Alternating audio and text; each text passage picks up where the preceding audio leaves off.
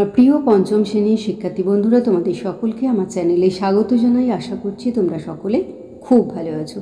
আজকে আমি তোমাদের 2024 সালের রায়োমার্টিনে যে প্রশ্নবিচিত্রা প্রকাশিত হয়েছে তার 197 পাতায় যে 16 নম্বর স্কুল রয়েছে সেখানে পঞ্চম শ্রেণীর ছোট্ট বন্ধুদের সেকেন্ড ইউনিট টেস্টের পরিবেশের প্রশ্ন দেওয়া রয়েছে। আমি আজকের উত্তরগুলো তোমাদের দেখিয়ে দেব। ইতিমধ্যেই যারা চ্যানেলটিকে সাবস্ক্রাইব করে নিয়েছো তাদের সকলকে অসংখ্য ধন্যবাদ জানাই। আর যারা নতুন দেখছো তারাও চ্যানেলটিকে সাবস্ক্রাইব করে নিয়ে সাথে থেকো। চলো তাহলে শুরু করছি।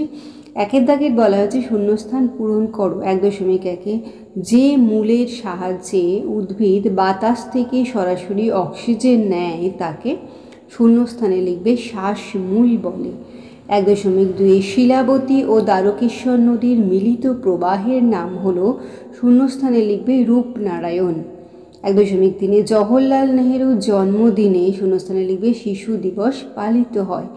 1.4 পশ্চিমবঙ্গের সবচেয়ে উঁচু পর্বতশৃঙ্গ সান্দাকফু এর উচ্চতা শূন্যস্থানে লিখবে 3630 মিটার। 1.5 1860 সালে বক্সা দুর্গ ভারতের অন্তর্ভুক্ত হয়। 1.6 পশ্চিমবঙ্গের শূন্যস্থানে লেখো হুগলি জেলায় দুগ্ধ সংরক্ষণ কেন্দ্র আছে।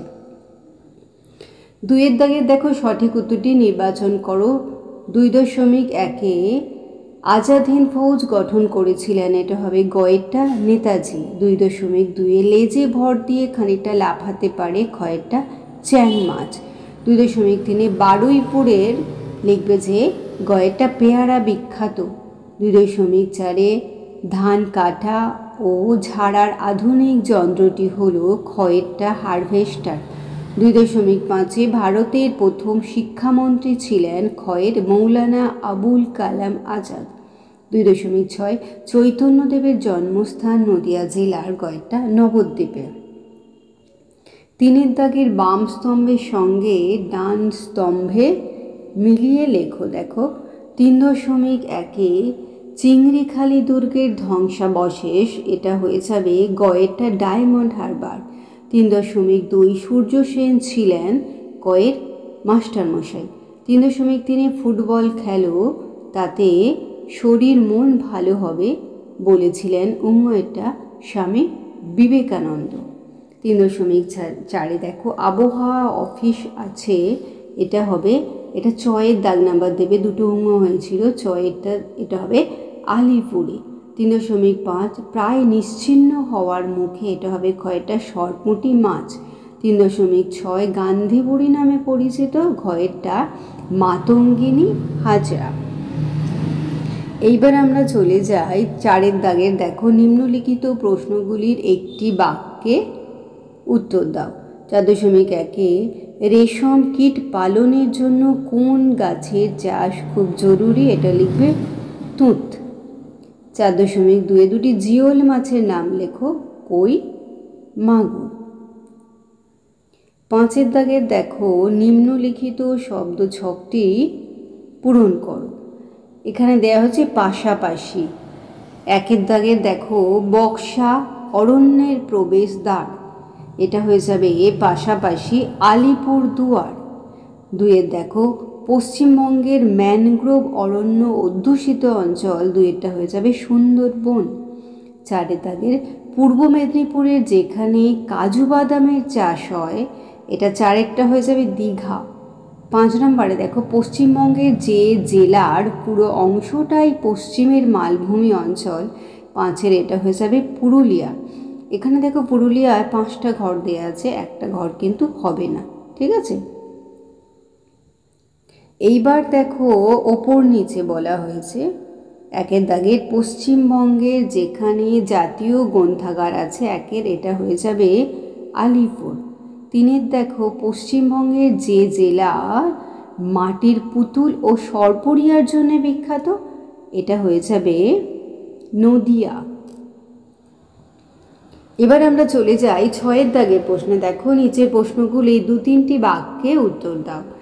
6.1 দেখো লুপ্তপ্রায় মাছ বাঁচানোর জন্য কী কী উপায় গ্রহণ করা যেতে পারে। এই 6.1 উত্তরটা তোমরা পাবে তোমাদের যে পরিবেশ বই রয়েছে তার 115 পাতাতে। চলো আমরা একটু দেখে নিই। দেখো লিখবে যে মাছের কিছু প্রজাতি সংখ্যায় খুব কমে গেছে, সেসব মাছ হয়তো ভবিষ্যতে আর দেখাই যাবে না, স্বাদ জানা তো দূরের কথা। তাহলে এবার লিখবে যে প্রথমে ওই লুপ্তপ্রায় মাছের একটা তালিকা তৈরি করতে হবে, কোন মাছ কোথায় জন্মায় তা জানতে পারলে আরও ভালো। তারপর পঞ্চায়েতের প্রধানকে সব বলতে হবে, ওরা সেখানে একটা করে নিষেধাজ্ঞা বোর্ড ঝুলিয়ে দেবে।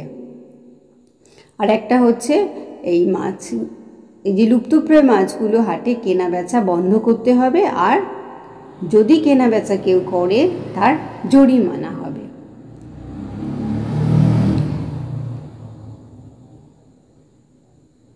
এইবার আমরা চলে আসব পরের প্রশ্নে। দেখো 6.2 দেখো ঠেস মূল কাকে বলে।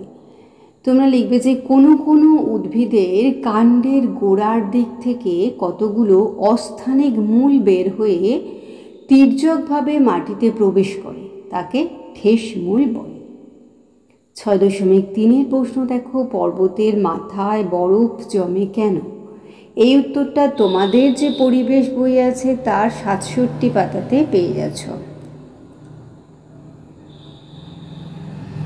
লিখবে যে পুকুর নদী সমুদ্রের জল সূর্যের তাপে বাষ্প হয়ে ওপরে উঠে যায়, ওপরের বাতাস ঠান্ডা, তাই সেই বাষ্প জমে জল হয়।